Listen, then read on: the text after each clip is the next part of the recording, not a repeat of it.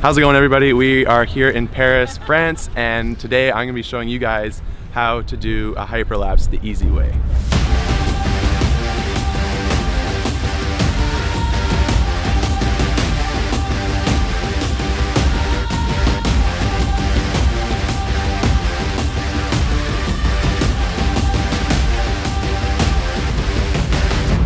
Alright, so the first step you want to do is you want to choose your lens. Depending the situation and the surroundings, I like to use a wide lens, which I'm going to do today because I want to get as much of the background as possible. So first you want to do is set your settings to manual settings in photo and choose the spot you want to start. Usually I like to start in one end here, and I'm going to work my way all around in a half circle all the way to the other side, because that will give a cool effect of the clouds moving as well as the people moving in the background. So what you want to do is set it to manual focus here, and you want to start basically in a spot, and when you do your hyperlapse you want to make sure that you're taking the same increment of steps each photo that you take. You don't want to be taking a photo and taking a bigger step and then the next photo taking a smaller step, because when you stitch it together it won't look natural. As well as when you're doing a hyperlapse, you want to make sure that you're taking the same increments of time in between each photo. So if you're taking a photo, you want to make sure you to wait 5 seconds before you take the next photo and carry that on until the very end of your hyperlapse. If you want to do 2 seconds, that's good too, but just make sure your timing is the same between each shot. So make sure when you're doing this as well, you want to choose a point to focus on in the background. So we're going to focus on the top of the loop at the top there. So we're going to make sure the marker's on the very top, and we're going to go in a circle focusing on that same location every shot. Is take a shot, line it up at the top of the Louvre, 1 shot, take a step forward, the same increment of steps each time.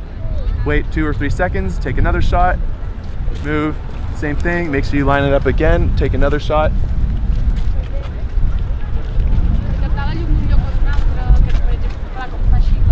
And you just want to keep doing this process throughout your whole hyperlapse. If you're wanting to do an area that the clouds aren't moving as quick, you just slow down your type of shooting and you make sure you do it longer. So maybe wait 10 seconds between each shot or 15 seconds, that's up to you, but just make sure you always keep the same distance in between each shot. Alright, we just finished up the hyperlapse in the semicircle, and the traditional way that you can be more accurate with your hyperlapse is to obviously use a tripod.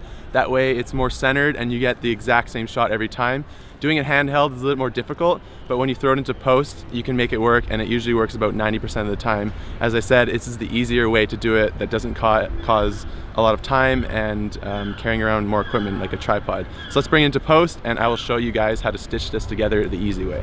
Alright, so we are here in After Effects, and the first thing you want to do is import your photo. So let's go to here and we'll double click, and we will go to our folder, which I'm already located on. The hyperlapse edited. So these are them here, and I want to select all my photos that I took during my hyperlapse. And instead of just importing or opening them, you want to do is at the bottom here you'll see an options bar. Click options and make sure you click import JPEG sequence, because that will blend them all together right away without having to do anything. So click that there and open.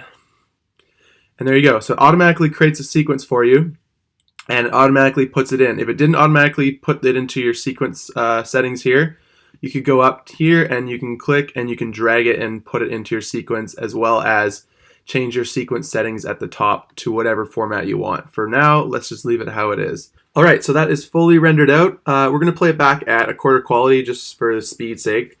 So yeah, it's fully rendered out, and let's play this back. As you can see, it is pretty wobbly, and it doesn't look that great right now. But this is the simple part, and it is easy as this. Let's pause this. Let's go to the effects here, and let's put in warp stabilizer, and we'll just drag that on top. So let it do its work, and let's keep it at 50% for now, and we will let that analyze and let it stable out, and then we will play it back and see how that looks. Okay, so it is finished rendering, and I've added the warp stabilizer onto it, and let's play this back and see how it looks. And look at that, it already looks amazing, and I barely did any work to it. All I did was put it in a JPEG sequence, import it into After Effects, and put a warp stabilizer on it, and it looks amazing.